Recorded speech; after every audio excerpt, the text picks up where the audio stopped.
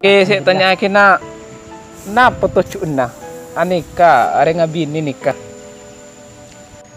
Tujuan saya terpenting dari nikah Kak Dinto. Si nomor situn Kak Dinto atambut Kak Dinto kangkuing ibadah ke pangeran. Si nomor 2 Kak Dinto ataqarrub, mendekatkan diri kepada Tuhan untuk masa ma'aba ke pangeran.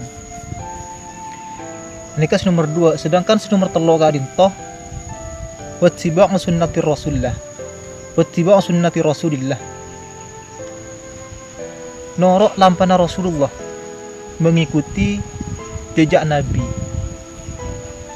Sedangkan terakhir nomor 4 watahsulul waladi wan nasli, untuk menghasilkan anak dan keturunan. Ngasih laki anak dan keturunan. Jadi benih cuma anak melolo, keturunan dari kompoi sampai ke bebe, dan nikah ngasih laki anak dan keturunan. Terus menurut sampeyan akatin apa pandangna dalam Islam carana bermasyarakat nikah atau ikoca bersosialisasi dalam bahasa mangken? Tentang bersosialisasi Kak Dinto, di ulama jelasaki di dalam kitab Tafsirul Khalaq bab al-akha atretan al-muwasatu bil mal, saling membantu dalam masalah harta. Contohnya agati pembangunan madrasah atau syiar Islam lainnya Kak Dinto abantu kalaban harta. Nomor 2 wal i'anatu bin nafsi, abantu kalaban tenaga.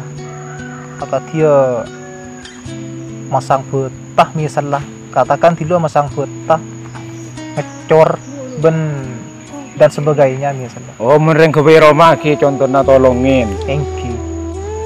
Nomor 3 Kak Dinto, langkah terbaik dalam bersosial Kak Dinto wal afu aniz zallat, saling nyaporah di dalam tafsiran kekeliruan, saling nyaporah wal ikhlasu, saling ikhlas, saling nerima. Tak oleh perhitungan sengko bantu ruah arwah tak pernah bantu sengko, kita oleh saling perhitungan.